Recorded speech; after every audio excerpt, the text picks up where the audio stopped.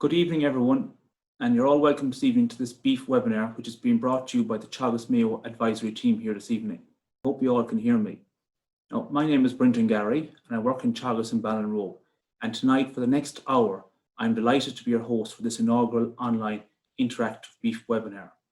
Now, normally each year, Teagasc would host a number of seminars throughout the region at different times on a range of issues. But unfortunately, due to COVID-19, this cannot happen. So tonight, we're delighted to be broadcasting to you live from County Mayo, but in a virtual manner.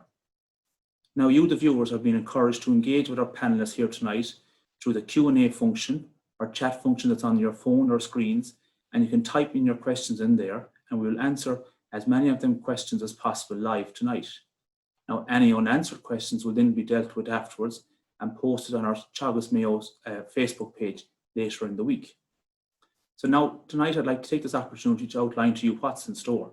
Shortly, three of my advisory colleagues will speak on a range of important and timely issues facing beef production systems to ensure you and your farm remain sustainable, efficient, and safe over the next few months. And after each presentation, depending on how time goes, we might in between, take a question or two, and the remainder of them then can be answered at the end of all the presentations. So without further delay, our first speaker tonight is Alan Nolan, a Teagasc dry stock advisor based in Ballinrobe, who will focus on parasite control, and afterwards then John Conroy from Teagasc and Westport will discuss a range of issues relating to nutrition and winter management. And both these two presentations, I think you'll all agree, are very timely, critical to ensure good performance on your farm over the winter. And lastly, tonight, Inda Gagan from Teagasc and Ballina will touch on a range of issues such as farm safety and your overall well-being. So tonight promises to have something for everyone.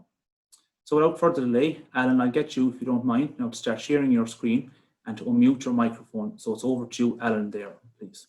Okay, Brendan, can you hear me there now? Yeah. Okay.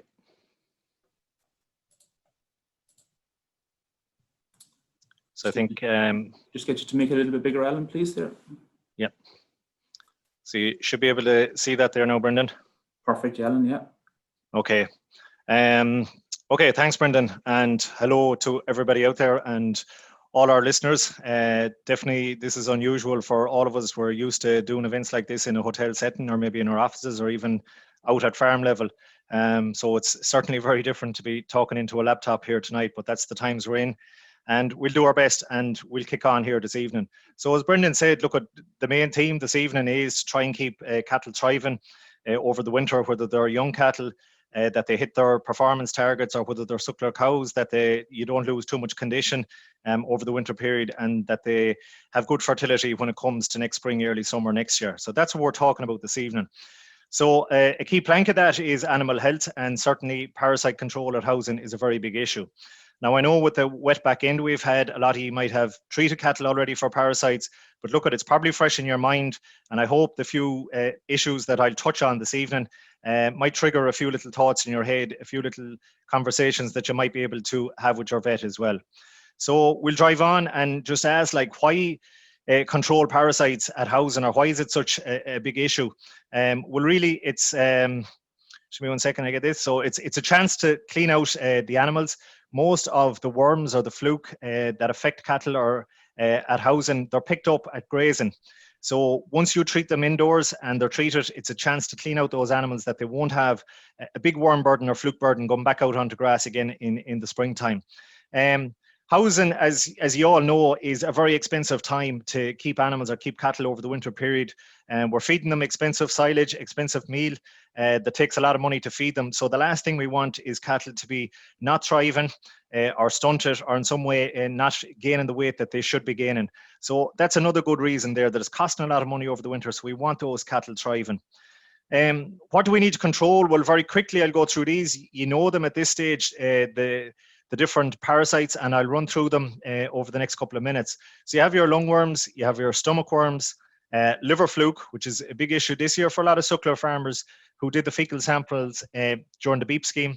Just touch briefly on rumen fluke, and then you have your external parasites, which is your lice and your mange mites. Okay, so just dealing with the lungworms there. Firstly, they're basically, look at their thread-like worms, okay, that are, and they migrate there into the lung tissue, okay, and you have mature adults there in 7 days. But the main sign that you'd all be aware of there is the coughing, okay. So lungworm is the same as whoos. A lot of you might know it as whoos. It's that husky cough that you will hear when you're moving cattle, or when you run a bunch of cattle out the field and you hear that coughing going on, and that's due to the irritation and the damage in the lungs. And you can see there an example on the right hand side, a very bad example of lungworm. And what if you get a heavy infection, and that can vary from year to year depending on the infection that's out there that's picked up, and that can vary year to year. You will end up with breathing difficulty, especially in younger stock, because they're not as developed as older stock, and older stock develop immunity.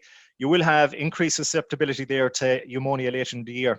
And that's the last thing especially a suckler farmer wants, is anyone that has dealt with pneumonia will realize that it's a huge issue to deal with on farm. So we want to try and prevent that if we can. And one way of doing that is treating lungworm carefully. Resistance in lungworm is much rarer than in gut or in stomach worms, which I'll touch on later. So it's not as big an issue there. So it can be treated pretty okay. And as I said, older animals do develop immunity. Now, there can be a bit of an issue in the last few years, people saying that they've store cattle, and even in-calf heifers doing a bit of coughing. And sometimes that has been down to maybe those animals were treated with long-acting products when they were younger or when they were calves, and they didn't get the chance to develop that immunity. So they need a low level of infection to develop immunity. Sometimes a pre-housing dose is what we'd recommend with an ivermectin-based product there, maybe 3 weeks pre-housing. But again, be aware of the persistency that's there in the products. It can vary. And that'll mean there that because housing is such, can bring a lot of stress on animals, especially as it's near time when calves to be weaned as well. We don't want to be dosing around the same time. So the lungs then will be cleaned and healed on housing. And that's the idea of dosing 3 weeks in advance. So that's your lungworm there, and a quick rundown on that. Okay, this seems to be just a little bit stuck here at the minute now. I have it there now. So just moving on quickly to the stomach worms. And there's much more and many different species in the stomach worms. So I'm not going to delay too long on it. Animals, again, do develop immunity to stomach worms. So it shouldn't be as big an issue in stronger cattle, certainly adult cattle. And there's different types, as I said here. The Cupera it's quicker in season 1, they develop immunity, whereas the Ostratagia takes a little bit longer. And the one we're concerned about here is this Ostratagia type 2. So it's important to treat that at this time of the year, because if it's not, it can be a hidden issue there that can lead to scour that can develop around the Christmas time, December, January. So that could be an issue. It hasn't been an issue as much in recent times because of the ivermectin-based products. But the big thing to note there is the levamisols, or the yellow drenches, that they're not effective, along with some of the white drenches, against this Ostratagia type 2. So it's very important to read the label there, which is important for all the products. Also beware there of resistance issues developing. It's becoming more of an issue there. It's been talked about, it's known about in the sheep world, and kind of accepted now for the last few years. So basically resistance, it's basically the ability of the worm to survive a dose that should kill it. So it's not something that we want out there, and it's something that we want to try and avoid. So basically, how do you know if you have a resistance? It can be hard at the beginning. It's something that can creep up because it can be quite low at the beginning. So basically, you should monitor animal performance after treatment. So is there scouring there going on? Are they coughing? Are they hitting weight targets? So again, it's a huge issue there that maybe if you have a scales, and a lot of you have after the beep there, you should be weighing stock over the winter and seeing how they're performing. There is a drench test that you can do. I'm not going to go into it in any detail. You can read it there. It's basically you do a fecal test before you dose, then you dose, and then you come back and you retest again 14 days after for the white drenches and the clear drenches, and 7 days for the yellow test or the yellow drench. And that will tell you then whether your product is working. But more importantly for all of you there, that if you are going dosing now, is to make sure that you dose properly. So again, dose to the heaviest animal. Again, if you have a scales, weigh 1 or 2 or 3 animals so that you get your eye in, you know the weight there. Make sure that the dosing gun is calibrated correctly, or that you are giving the animal the correct amount of the product. The same there, if it's a poron, then make sure that you're giving the correct amount of the poron. You don't want to be underdosing. Underdosing is a big issue, which leads to resistance. And ensure that the dose was stored properly. And again, to rotate the classes of anthelmintics that you're using. That is going to become a bigger issue going forward, that we rotate these classes and not use the same class of dose the whole time. Okay, so we're just moving on to the liver fluke there. And again, as I said, that's a big issue in this part of the world here, especially in the northwest. We have a wetter climate, as we know, unfortunately, and especially on a night like tonight. So liver fluke is an issue that we all have to deal with. Just to note there that there is a collaboration there between Animal Health Ireland and ICBF, and they have what's called a beef health check reports. So if you kill cattle in the factory, you can get back a report which gives you important information on the fluke status on your farm. So you should be using this. It's available there on the ICBF website. So it's something that you should be looking to try and get that information. So look at the main symptoms of liver fluke. There is a lack of thrive, the loss in body condition, and maybe fertility issues later on in cows. There is no immunity to liver fluke. So unlike the lungworms and the stomach worms, which is mainly with younger stock, this is affecting all classes of stock.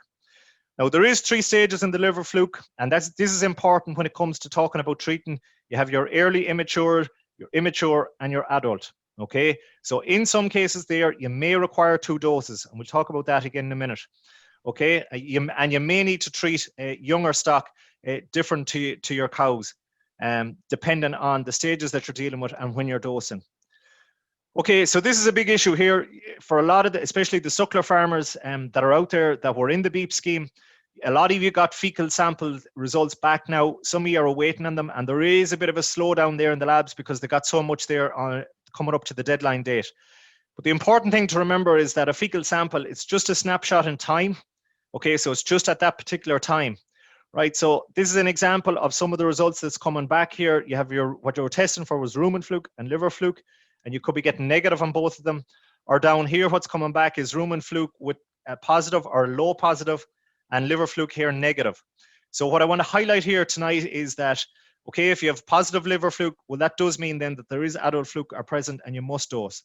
But the big point is if you have negative liver fluke, that does not mean that the cattle are not infected with liver fluke.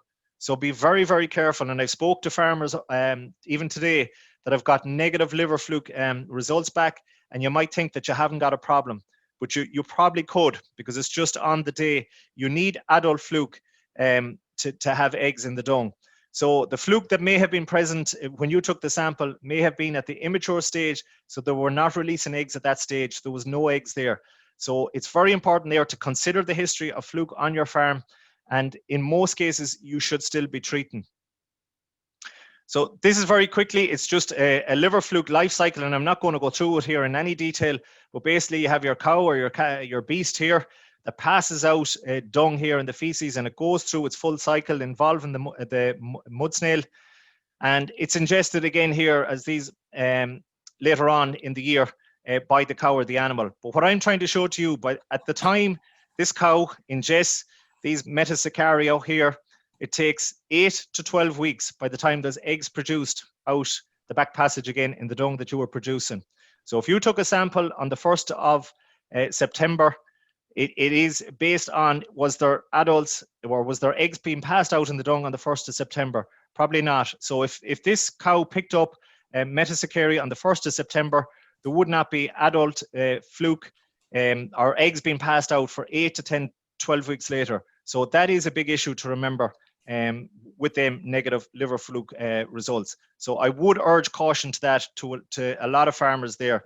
That remember, at the end of the day, the beef health check that I mentioned there showed that 60% of farms in the northwest with cattle slaughtered had some level of liver fluke infection in the factories with those cattle that were killed. There's an awful lot of detail here on this screen, so I don't expect you to remember all of it. It's just put up for information. For those of you that are looking on a laptop, you're free to take a picture of it if you want to, but it's given a lot of information there on the different flukicides that are out there. Okay, so you have your different active ingredients here. These are some of the products that they are then, but more importantly here, these are the dates that you should, or the weeks after housing that you should be before you administer that drug. And this shows the stages of the fluke that are controlled. Okay, and this is the way it is administered, whether it's an oral or pour-on. And very importantly here, especially for those of you that are finishing cattle, the withdrawal period is here. And a lot of these flukicides have long withdrawal periods, as you can see down along there, and that's crucially important there. So just as an example there, you can see this product here in the green that I've colored here, the triclobendazoles, a lot of those you can use after 2 weeks and they will kill the 3 different stages. Okay, now a lot of those are oral drenches, and I know a lot of you out there don't like using them for convenience and because it is hard to do, but they're some of the ones that can be used. Now there has been some issues with resistance there as well, so be careful on that. You have your, down here in the yellow box, examples here, your clasomectins, okay, that you should be leaving 6 to 8 weeks after housing, and they kill the immature and the adult fluke. But be careful again, you have long withdrawal periods here, and I know the clasomectin poron was one that a lot of farmers used to use, and the withdrawal period in that has increased a lot lately. But your last group down here, in the grey colour, you can see here that a lot of these only kill the adult fluke stage. So the important thing to remember here, if you give a product, one of these products here, and you give that product 2 weeks after housing, it would only kill the adult fluke at that stage. Okay, so a number of weeks later, then coming up to the Christmas, you could get a setback in those cattle because the immature fluke that was in those cattle at housing haven't been killed and they have gone on and developed into adult flukes. So there is a lot there to take in, but it just does highlight the issue that I'm talking about there, Brendan. Very quickly on rumen fluke, and I'm not going to touch on it. It became a bit of an issue there maybe 7 or 8 years ago.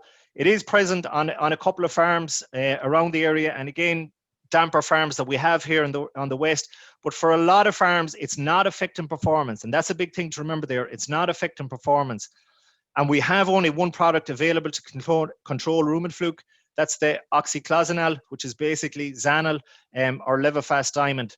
So the problem area there is when you have a large burden of immature fluke in the small intestine, especially in younger cattle, that's when it becomes an issue.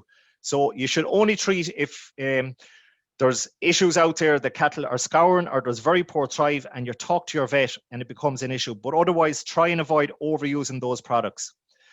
Quickly, I'm moving on, Brendan, because I realize the time there, but we're looking at our external parasites, which is basically our lice and our mange mites, and they do be an issue out there and can be a welfare issue for stock, and stock get very uncomfortable if they have any of these and can spend a lot of time scratching, which leads to poorer performance as well. So you have 2 types in cattle. You have biting lice, which feed on the skin or the hair, and it leads, as I said, to irritation, scratching and hair loss.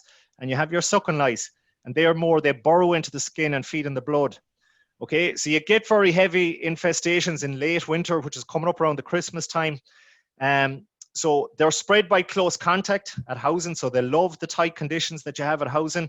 When you have the cattle coats are getting thicker and you have humid conditions inside, and you have less UV light that you would have outside. So it's the ideal conditions there. Okay, can you still see me there, Brendan? Yeah, all good, Alan. Yeah, my presentation just moved away from me there. Just give me 1 second. Okay, it's back on again. Yeah. So as I said again there, an important point to remember there is that the adult lice only live in the animal, so they can't survive off the host. That's an important point there. So the good news is that good control is possible. So the treatment there, basically there's 2 types there, not to get into the individual products. You have these synthetic pyrethroids, which is your spot-ons or your porons, and then you have your ivermectins, which can be either as a poron or an injectable. Now, the crucial point there, and that's the one I have in red, is that you must treat all animals on the 1 day. There's no point if you have a 4-bay shed out there and you treat 3 bays and then you fill up another bay a few days later, that new bay going in will reinfect all the other animals. So do not introduce new or untreated animals to the shed. And remember there, injectables do not work well on biting lice. So that's something to remember. And none of the products kill eggs. So in some cases, if you have a bad year, you need to watch out for later in the year. If animals are scratching, you may need to control again. And the life cycle there is about 3 weeks. And it's important there to wear gloves. And with any of these products, dispose of them in an environmentally friendly manner. They are toxic to fish, so it's something we need to be watching with these products. Coming up, and I'm nearly going to be finished up now, clipping of the hair is a practice that a lot of farmers do out there, and it's a very good practice. It removes some of the thicker hair that you would have, especially in this area here, and the lice love to survive there in that thicker area along the back. So, and it also makes it easier to apply the product, the pour-on products. It reduces the amount of sweating in the shed, so it's a good way of helping to reduce ammonia. Cattle will be cooler as they lose heat through their back. So in some ways it increases feed intake and can improve performance as well. So as a summary there for the suckler herd, If you had a suckler farmer out there, what are you trying to treat? Well, you're treating for your suckler cows, you're looking at liver fluke, lice and mange. With your weanlings then, you have to treat your lungworms and your stomach worms, as well as your liver fluke, lice and mange. And then with maybe older stock, in-calf heifers, 2-year-olds or store cattle, you're looking at your liver fluke, lice and mange. And then maybe talk to your vet, lungworms and stomach worms. In some cases, you may need to treat, but in other cases, they could have built up enough immunity at that stage. Just a very quick sum, Brendan, health versus performance there. If it costs about €6 for all your parasite control there, and even if you only had a weight loss of a modest 0.15 of a kilo per day over 150 days, and that's for weaning, that's for 5 months, that's 22.5 kilos lost at a modest, again, €2 per kilo. I know a lot of guys out there be looking for a lot more than that if they go selling. That's €45 of a loss. So it's very easy to see how the money can add up if you have cattle underperforming. So this is my final slide here. The important thing is to plan ahead. There's an awful lot of part-time workers out there. There's a lack of help sometimes. And that means if somebody finds out there's going to be help available on the Saturday and we say we'll go dosing, it leads to hasty decision-making. So you rush down to the vet or to where the local co-op or wherever you buy your dosing products and rush in there and get a products without overthinking about it. So it's very important to use the correct product at the correct time, especially when treating liver fluke, and at the correct rate, and always read the label. There is a risk of resistance out there that is beginning to grow. So if chemicals are used incorrectly or there's overuse of some of those combination products, this resistance problem could grow. It's a great practice out there for those of you that have scales to weigh cattle over the winter to monitor performance. Use fecal sampling. Just because you've started a lot of you now with the beep, don't give up on it. Maybe use fecal sampling again at some stage to guide your drug use in the future. And crucially, involve your vet in planning a treatment program. Don't always just use the vet for maybe firefighting when there's an outbreak of pneumonia or scour. Involve your vet or talk to your vet 2 to 3 weeks before you're going treating for these parasites. And strictly adhere there and record all withdrawal periods. That's crucially important.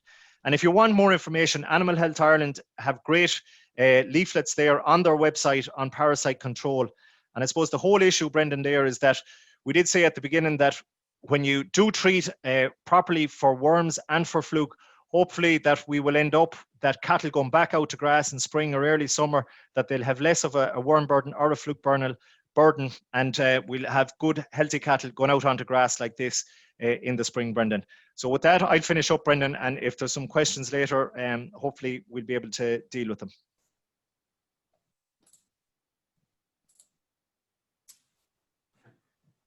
That's great, Alan. Look, thanks for that presentation, Alan. And just while we're changing over there, Alan, now to the next speaker, just one question that came in there this evening is, will rumen fluke treatment also kill liver fluke treatment, Alan? So maybe just while we're changing over there, you might just answer that short question for us there.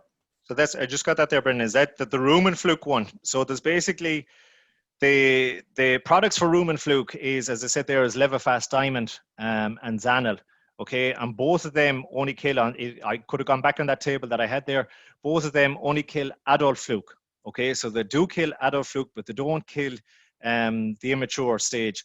So that is the problem there. Normally you would have to wait, if it was suckler cows, wait the 10 or 12 weeks after housing before you should be using these products. If you use them after 2 weeks, they're only killing the adult stage. So there is an issue there again, Brendan, that when the immatures develop into adults, you could still have a fluke burden later on. That's great. And I suppose, look, at viewers at home tonight, it's important just to know that we are recording this presentation. It will be available in the coming days on our YouTube channel. So look, don't worry if there is some of that information that Alan has put up there, don't worry, it will be available in the coming days through our YouTube channel. So look, keep engaging with the questions and answers. The questions are coming in thick and fast, which is great. So next speaker is John Conroy, and indeed John is from Teagasc and Westport, and John is going to talk to us all tonight about winter nutrition, winter management of stock in general. So John, I'll get you to start sharing your screen with us and to unmute your microphone, and indeed I'll do the same as well. So it's over to you now, John. Okay, thanks, Brendan. You can see my screen and hear me again. Yeah, that's it now. All right, everything okay? Yeah, that's it now, John. All right, thanks, Brendan. Good evening, everyone. Thanks for joining in. There's a good number of people on there. I'm just going to go through winter feeding and housing. I suppose this time of year, it's probably the most expensive time on beef farms. I suppose we're going to try and look at how we can get things right this winter. do the same as Alan there. Yeah, so start off there. I suppose all we can do is try and control the controllables. We've seen there at the weekend, 2 underdogs won the provincial titles, and I'm sure their managers told them to control the controllables. To make sure that they were fit and had the work done the same way a farmer can only control what's inside his or her farm gate, what he or she feeds his animals, and what the environment that they put them into. So to start off there, in Teagasc, we'd always recommend that you get your silage tested, just so you can identify the quality silage that's on your farm. So silage should be tested by an FAA accredited lab, who are basically the quality assurance of the silage testing world. And when we're getting our silage tested, we're looking to see, can we add value to that analysis? So a silage test roughly costs 30 to 35 euro. So we're trying to identify, I suppose, how can we get the most out of that? So mainly the reason on beef farms will we get it tested is to determine the level of meal feeding required. So therefore, we're looking for an opportunity to either save money by reducing the level of meal feeding that's required, or else maintain animal performance by increasing the level of meal feeding. So here's an example of a silage sample. This is a cut around the end of the first week of June, and I suppose sometimes silage analysis can be overcomplicated. So usually things I look at when looking at a silage sample is the dry matter percentage, the DMD percentage, the ME, which is energy, and the crude protein percentage. So you can see the sample here that was cut towards the first week of end of the first week of June. You can see the dry matter there is quite low at 21.2. We target 25% plus. So I'm assuming this silage wasn't wilted or didn't get a great wilt. And we can see then down these results down here are I suppose moderate to poor. DMD percentage of 75.6 or 65.6. You can see desirable values here in the middle. So 65.6, energy of 9.4, and a crude protein percentage of 11.8. And these values are values that we usually associate with kind of older stemmier grass that you'd find in June, I suppose, after the grass plant is headed out. So then down here, I suppose, is the predicted performance if we're to feed this silage to our animals on it by its own without any concentrates. So beef cattle or in-calf heifers, they do 0.3 of a kilo per day, and Waylands would do 0.2 kilo per day. So essentially, if we fed this silage by itself to cattle, it basically would stunt them. So then the level of supplementation then required, we can see over here for Waylands, targeting 0.6 kilo per day of gain. They need nearly 2 kilos of an 18% nut to hit their target. And beef finishing cattle, targeting 1 kg of gain per day, need nearly 7 kilos of a 16% nut per day. So you can see the poor quality silage can be costly. Moving on then, just to compare to a silage sample then that was cut around the 20th of May, you can see the dry matter is 33.7.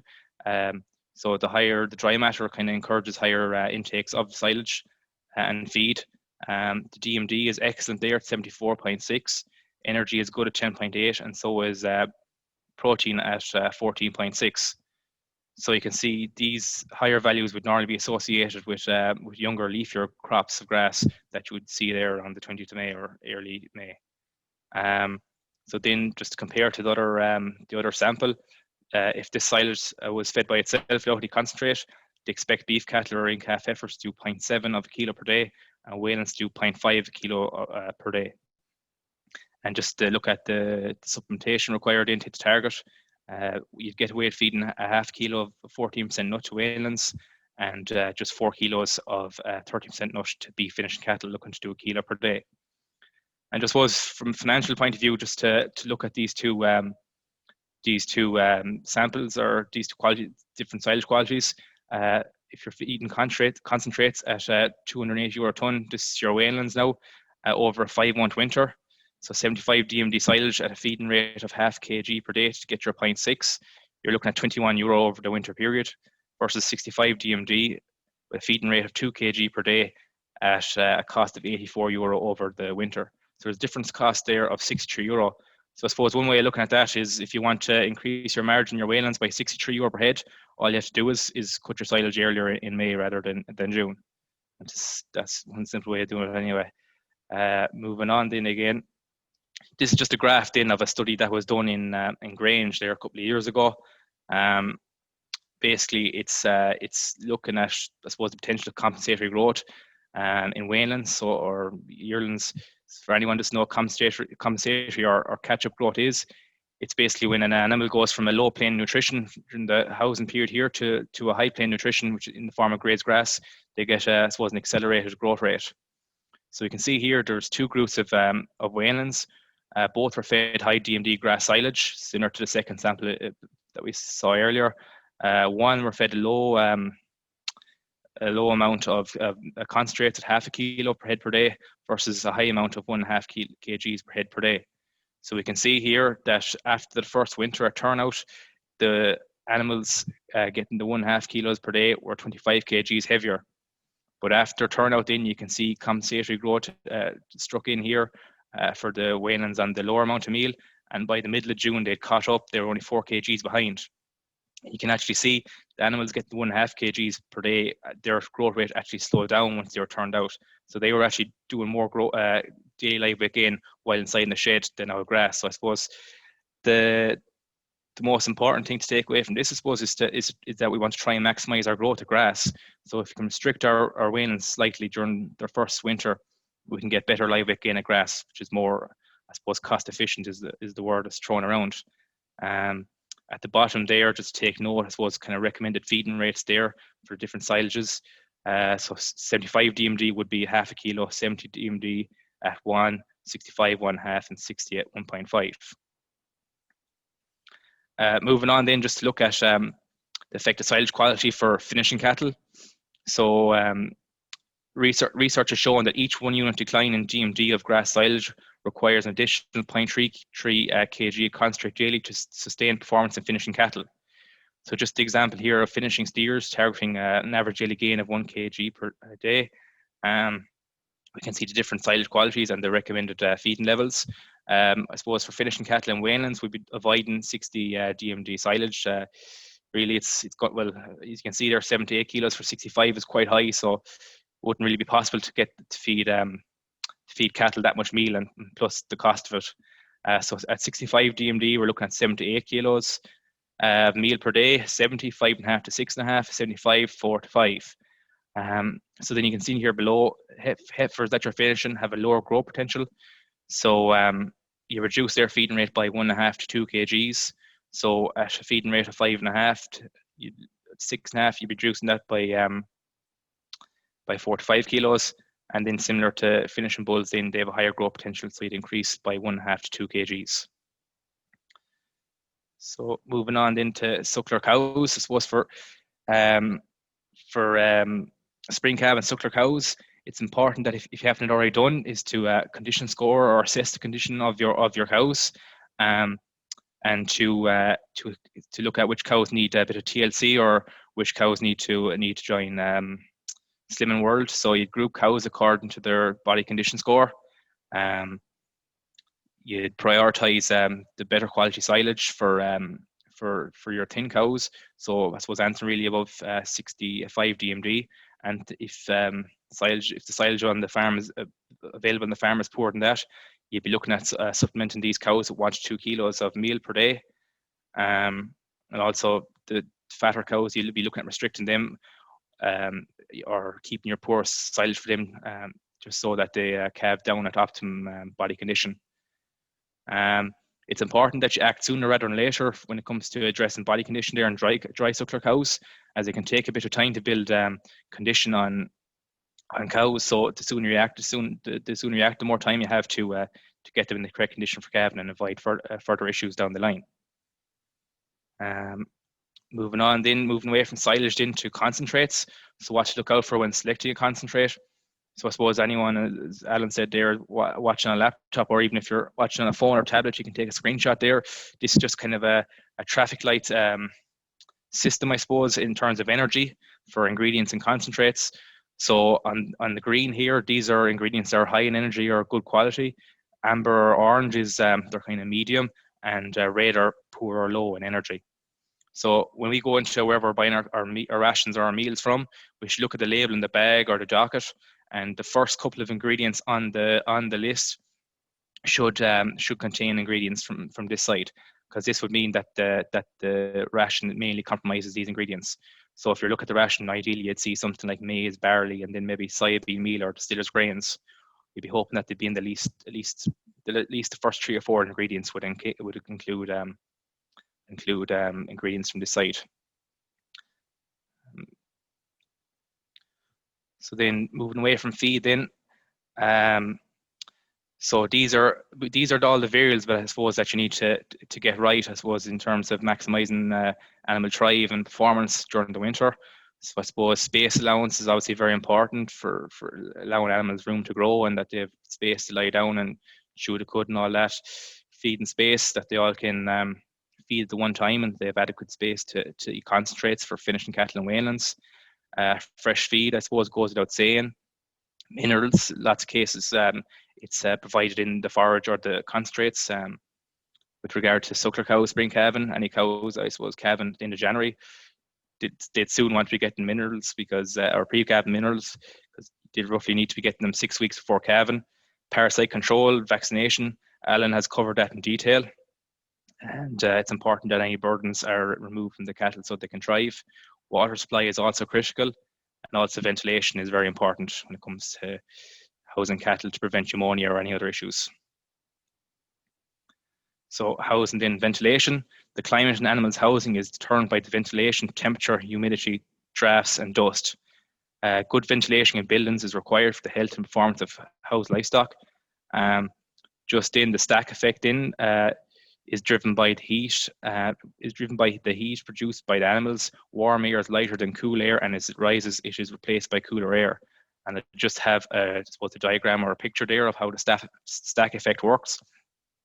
As you can see, the warm air rises off the cattle, or the heat rises off the cattle, and that's lighter than the colder air, so that goes out through the vent. And as it does, it draws in the cooler, I suppose, fresh air, which replaces the stale air. Alan actually mentioned there in his presentation as well of the benefits of clipping cattle there, I suppose, in terms of lice, but also it's very beneficial in terms of, I suppose, it stops cattle from sweating, and I suppose it speeds up this process of the heat leaving them.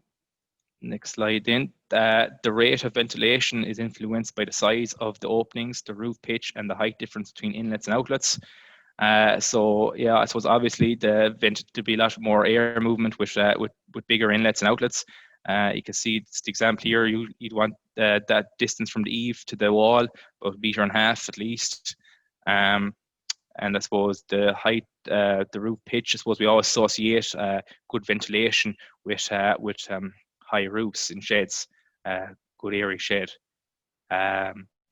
So then things to look out for, I suppose, if for poor ventilation in sheds, is to look out for damp bedding due to high humidity and condensation.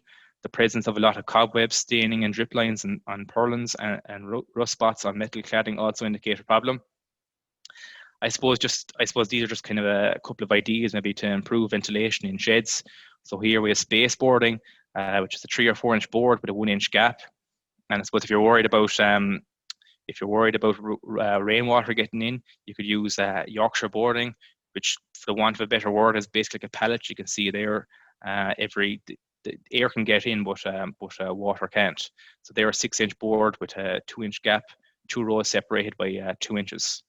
And just on the right here, then, is just a shed picture taken after it's constructed.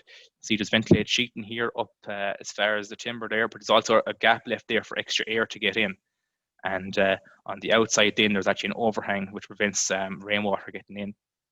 Just on the Yorkshire board and space boardings, they might be more beneficial because in some sheds, ventilated sheeting mightn't be sufficient for good ventilation. So I suppose then onto water. An adequate supply of clean water for housed livestock is essential. I suppose a finished animal, for every 1 kg of dry matter intake that they're eating, they need about 6 litres of water. So I suppose it's very important that I suppose when you're doing your checks in the morning and evening, that you'd always check the water trucks, make sure there's no dung in them, and that they're actually working and filling up with water. You can just see in the picture there, the sort of farm was out there last year. This farmer's holes cut in the wall, and the cattle can stick their head out. So I suppose it's easy to see that the trough is working, and it's impossible for the cattle to dung into them. So they're always clean.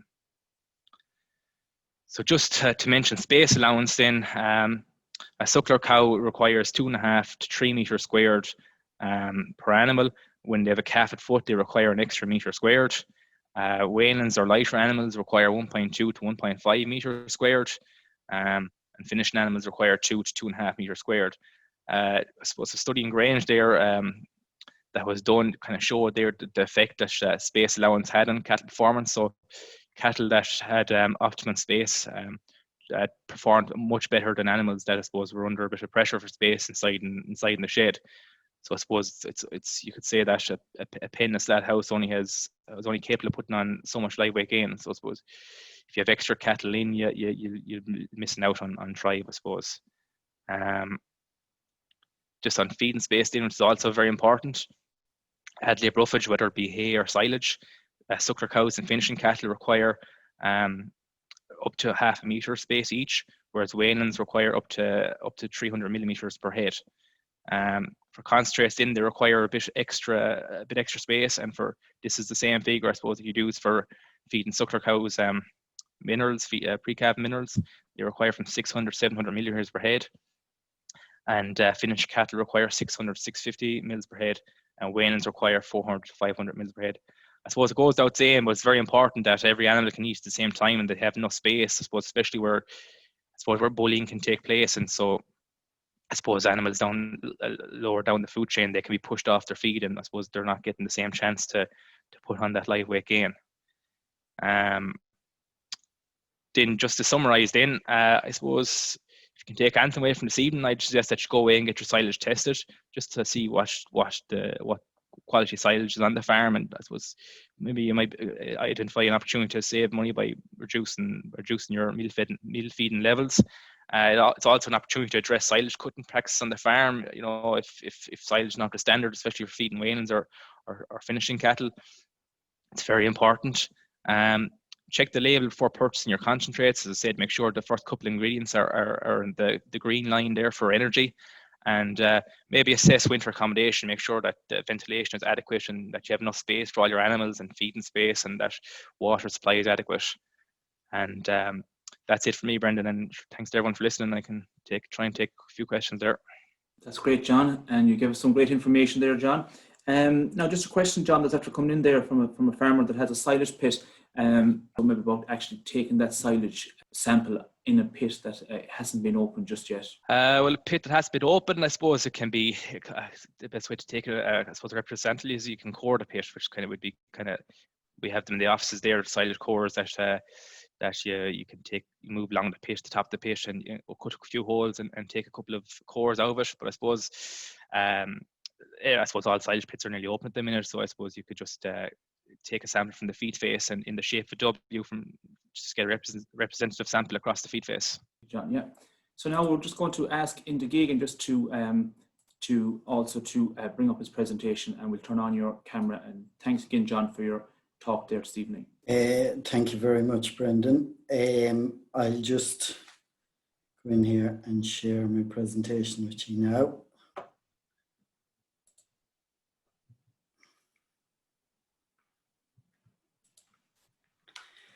Now, tonight what I'm going to talk to you about for a few minutes, it's safety at calving time. And we'll say we were talking about looking after animals and that it's important that we look after ourselves as well. So I'll just touch a bit on farmer well-being as well.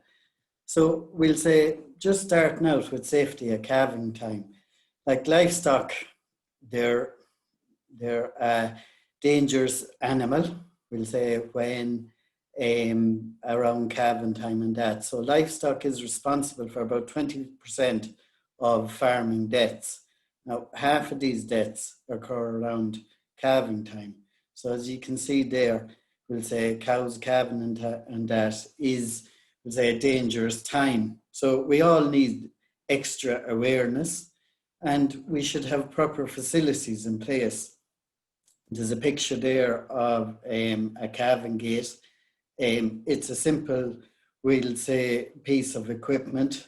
It costs in and around 500-600 euros to install. But indeed, if it saves one, we'll say, calf in the year, or indeed it saves your own life, it is a very good investment there. But they should be on every suckler farm and indeed dairy farm around the country for the safe use of, we'll say, calving equipment and that. Now, we'll say when cesareans and that, they can be performed in these gates very safely. So just there on the calving equipment there, make sure that the calving equipment is stored somewhere that's easily accessible, and make sure that your calving jack is in proper working order. Make sure that your ropes are not frayed, and make sure that you have gloves and your iodine and all that is in place and ready to go when needed. Now, calving time, most of the time, we'll say, will be at night during the long winter's nights. So make sure that you have good lighting both in the shed and outside the shed. It's very important that, we'll say, lighting around the yard is adequate, and that it will say, provide a safe passage from the house to the yard for you. When you're in a calving shed or in the calving pens, make sure that you have a safe escape route there. So as you can see there in the picture on the left-hand side of the screen, there is an area there where a person can escape. Now, I think that an awful lot of people will say forget about is keep the dog away, because basically the cow, when she's calving, she's going to be very protective of her calf when she calves. So she sees a dog or even a child as a danger. So keep all, we'll say, extra, I suppose, personnel out of the shed in as much as possible. And if something goes wrong, make sure that you have your mobile phone on you, so that you can, we'll say, alert to somebody if you're in danger and you need help in a hurry. Now, indeed, this time, it can be a stressful time of year. And indeed, we do say, I'm very stressed, or it is stressful, but what is stress? I suppose an awful lot of people say I'm stressed, but what it actually is, it's your body's way of responding to any kind of demand that makes you feel threatened or upsets your balance in some way. So we'll say when working properly, stress can help you stay focused, energetic, alert, but beyond a certain, we'll say, level, it can become a negative impact on you. And it can, we'll say, damage your health, your mood, your productivity, and indeed your relationships and your quality of life. So look, anybody can suffer from stress, and every person has a different way to react to stress. So there's lots of stresses in farming, and we'll say the main stresses there that you have in farming is farm finances, dealing with paperwork, poor farm conditions such as poor safety standards, excessive workload, and this all leads on to bad health. Now, the farm management practices can strongly influence stress levels, and having a positive working and personal relationship is helpful in preventing stress. And so if you have safe work practices and you have a good facilities in the yard and you're able to get through work without getting yourself stressed, well, that's all very beneficial.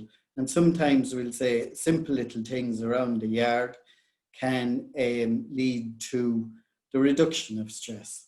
So we'll say signs of stress there. If yourself, you find yourself we'll say suffering any of these, maybe you are suffering a bit of stress, and maybe it's time to, we'll say, talk to somebody about it or to reach out to somebody.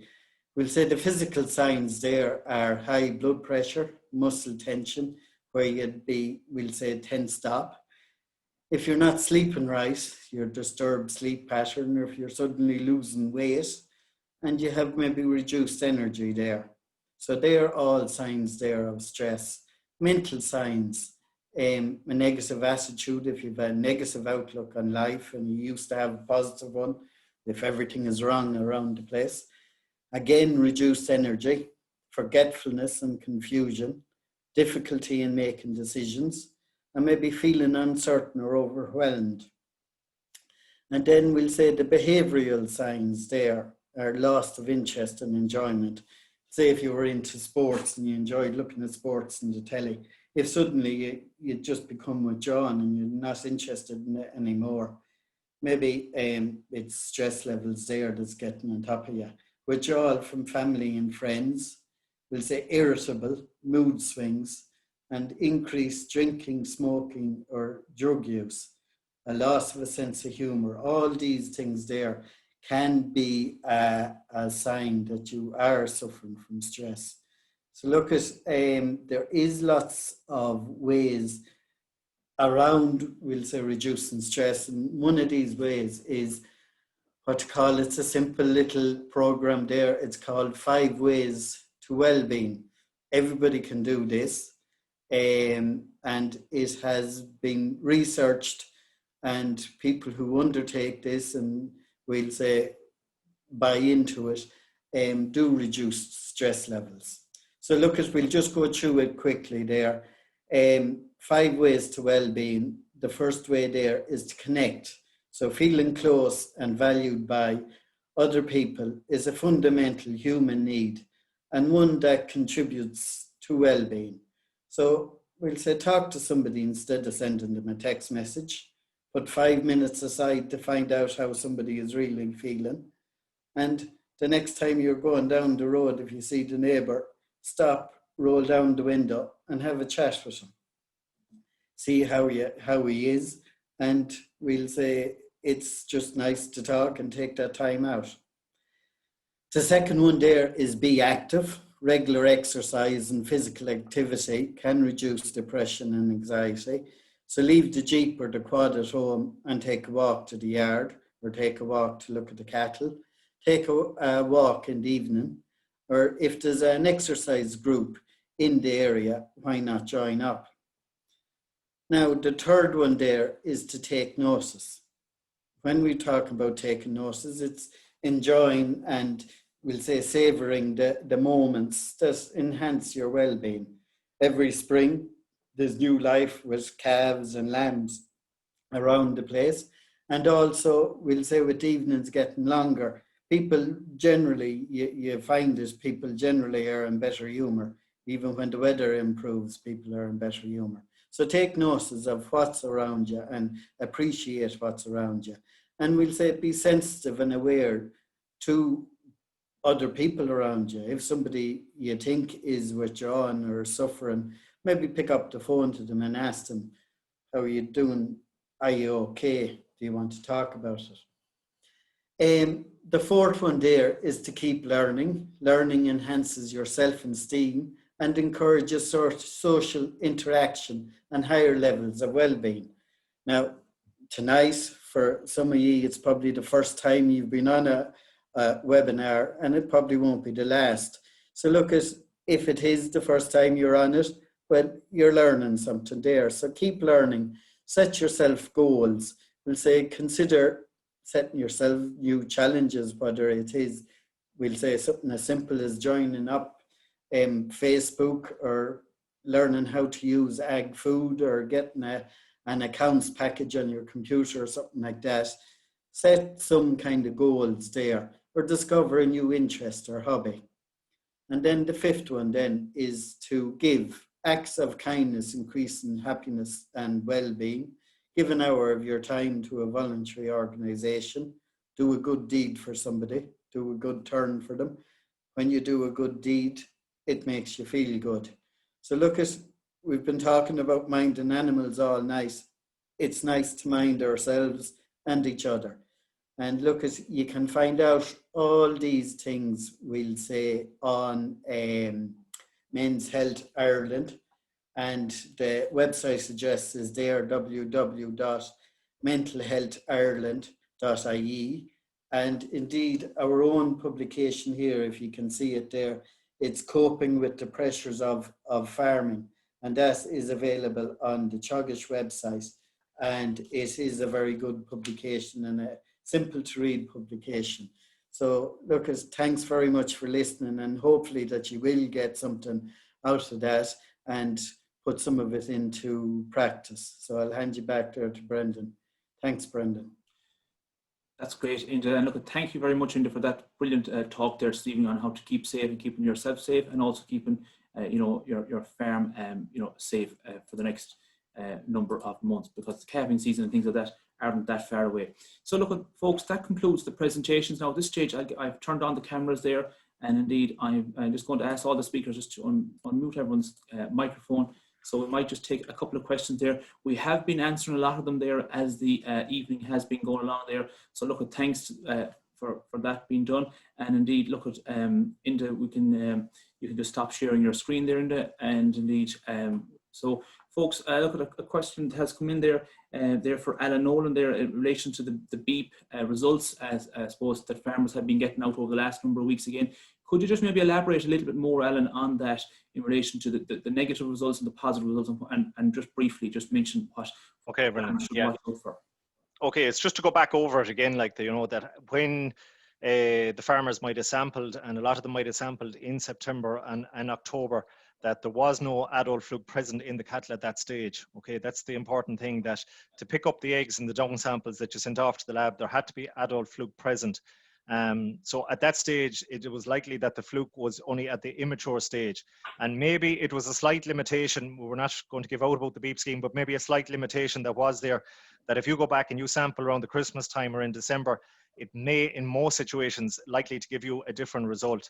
So it's just what we're trying to flag tonight, Brendan, is to be very wary of those negative results for liver fluke. Know the history that's there in your farm. If you have a couple of cull cows going to the factory, look for that report. And certainly I'd be wary of not treating for liver fluke. If you're going down that road, one bit of advice I would say to you is maybe consider to take another sample in January, just to see if there is any adult fluke at that stage, and that would be a good idea to do. That's brilliant, Alan. No, thanks for that. Now, and I know time is running out there now on us folks there. Just John, there's one question there in view that hasn't been answered. In terms of minerals, what's the best recommended way of animals getting their daily allowance? Would you recommend boluses, or what's your thoughts on that? Yeah, sure. In an ideal world, we'd be dusting our minerals on the silage, and that if we have adequate feed space that all animals can eat once and have enough room, we would dust them in the silage. But I suppose minerals is not going to, or bolus is not going to do any harm. But it's not an ideal. It's not ideal, but it might do the job.